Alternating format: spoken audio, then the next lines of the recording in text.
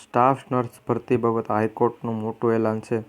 મિત્રો, સંપૂર્ણ માહિતી આપીશું એ પહેલાં જો તમે ચેનલ પર નવા હોય તો સબસ્ક્રાઈબ કરી જોઈન થઈ જાઓ, જેથી કરી જે પરિપત્ર નોટિફિકેશન આવે છે એ સૌથી પહેલાં અમે તમારા સુધી પહોંચાડતા રહી.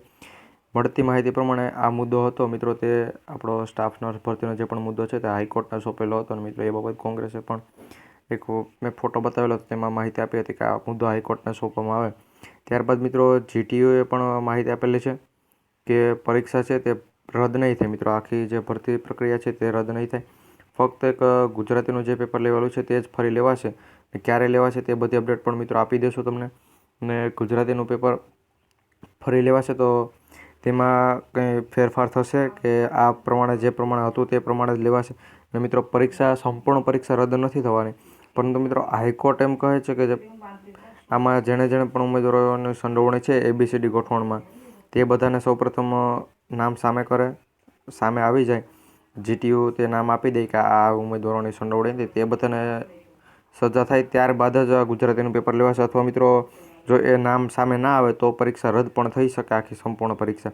તો એ બાબત મિત્રો આ વખતે મિત્રો હાઈકોર્ટે માહિતી આપેલી હતી, પરંતુ મિત્રો જ્યારે ફરી તેની સુનાવણી થશે અને મિત્રો કંઈ પણ અપડેટ આવશે તો એ અમે સૌથી પહેલાં તમારા સુધી પહોંચાડી દઈશું, જો તમે ચેનલ સબસ્ક્રાઈબ કરી જોઈન થયેલા છો તો. પરંતુ મિત્રો આમાં જો 2 પોઈન્ટ છે. ગુજરાતીનું પેપર રદ પણ થઈ શકે અને મિત્રો પરીક્ષામાં જો આ જેટલા પણ ઉમેદવારોની સંડોવણી છે તે બધાના નામ સામે આવી જાય તો ગુજરાતીનું પેપર ફરી પણ લેવાઈ શકે. તો મિત્રો તમારે તૈયારી રાખવી કે ગુજરાતીનું પેપર ફરી લેવાશે, કારણ કે GTUએ એ પ્રમાણે માહિતી આપી છે કે ગુજરાતીનું જે પેપર છે તે ફરી જ લેવાશે.